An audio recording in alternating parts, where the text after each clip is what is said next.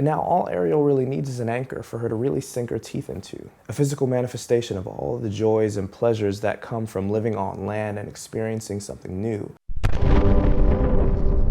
You're about to learn how to create a protagonist your audience can identify with, how to improve your existing log lines, giving your film primal stakes, and why you should start learning about archetypes. One of the biggest mysteries to crack when it comes down to creating our protagonist and antagonist is just figuring out who they are. This guy, person who wrote this book, his father used to tell him, "Tell me about a guy who." The who is our way in, whether it's a $200 million action epic or a Geico commercial. The who gives our audience someone to identify with, and that someone doesn't even have to be human. We need someone or something to experience our ideas so that our audience knows what we're trying to say. Our heroes are our audience stand-ins that resonate for our target market and serves the goals and needs of our story. And of course, we start this process by creating our log lines. Any good log line gives us someone to identify with, as well as a big problem they've got to grapple with. In any good log line, there will be a few specific adjectives involved. So let's recap what our log line needs to be compelling. An adjective to describe the hero, an adjective to describe the bad guy or antagonistic force, and a compelling goal that we can all identify with as human beings. So we know that our stories has to have at least one or two main people we can focus our attention on, identify with, and want to root for, and someone who can carry the movie's theme. So for me personally, I don't come up with the characters first. I come up with the big story concept first. That gets me excited. That gets me out of the bed in the morning. And I shove the characters in after. Then afterwards, I realized that I started to morph these characters into people who they need to be to make my story work better. And you know what? Turns out I was on the right track. We've got to remember from a structure perspective that the who should serve the story concept first. Now I know what you're thinking. You're like, Alan, no, characters serve themselves. Well, that's also true. In every scene that you write, characters will function and act in a way that serves themselves, that gets them what they want. They have to. Let me repeat that.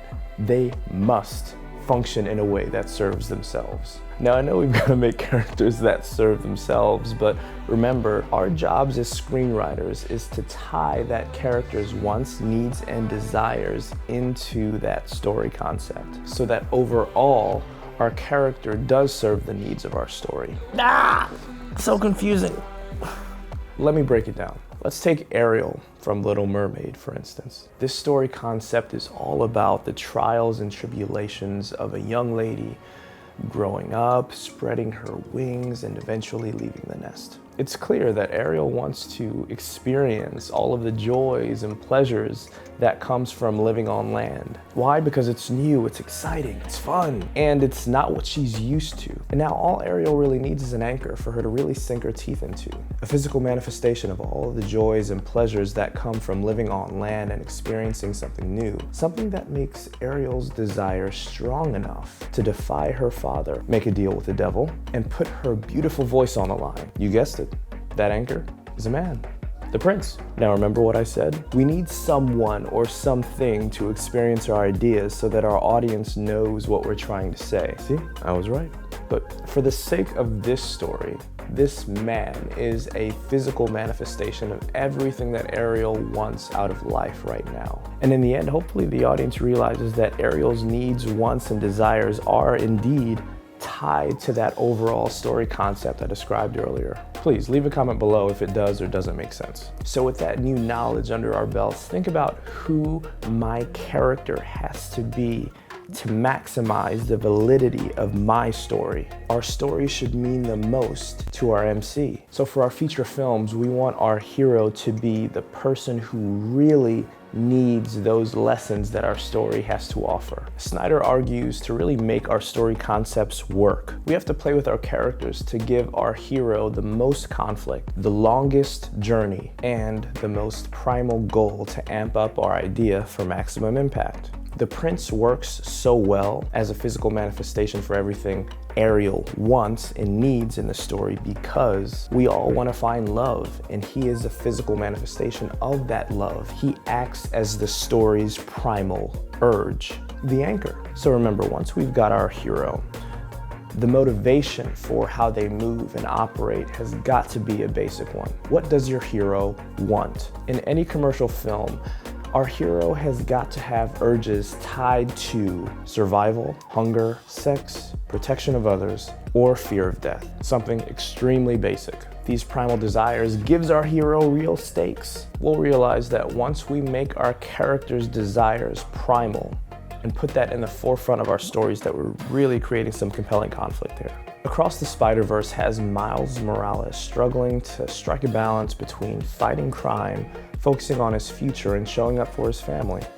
But when Miles discovers his nemesis will kill his father in 2 days, he fights whoever stands in his way, all the way up to the end, showing us what truly mattered to him all along, even though he struggled showing up for them throughout the film. Now, imagine if Miles already made himself available for his family, put crime fighting on pause, was on time to every family function and every school meeting. One, this would take away all the great conflict we have in this story, and more importantly, it would undervalue what Miles was forced to learn in the climax. It's a more effective movie because he didn't show up when he was supposed to. So let's pretend we're writing the second draft of Across the Spider-Verse for a second, right? In the second draft, the writers definitely knew what story they were telling. And in the rewriting process, they may have made him late to all of those family functions instead of being on time. These small little tweaks amplify the validity of this story. Another example of how an idea can easily be ruined by overdeveloped characters or the wrong characters. All right, so now that we know this, we can go back into our log lines and change our heroes into someone who makes our story work best. Snyder explains that we must create heroes who offer the most conflict in that situation, have the longest way to go emotionally, and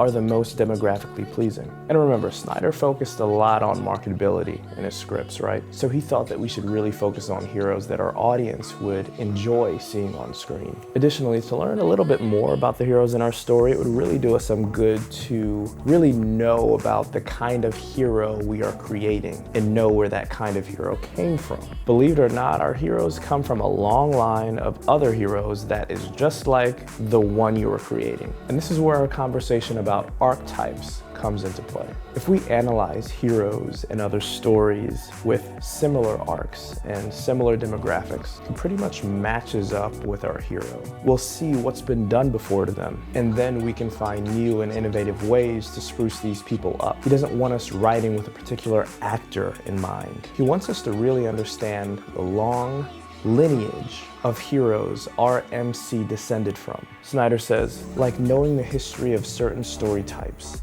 knowing the long line of ancestors your characters descend from is a must. Your job, your simple task is to forget the stars, concentrate on the archetypes, and strive to make them new.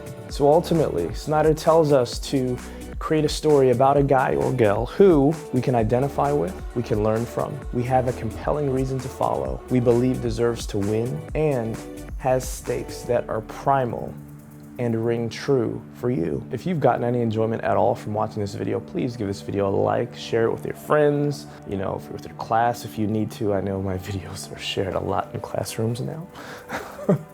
Definitely watch my film so we can chat later about it in the comments. If you're a filmmaker, grab yourself a Clover Key. It's a camera plate, screwdriver, and a bottle opener. So please pick it up, you will not regret it. It's always a pleasure talking to you guys. Until next time, peace.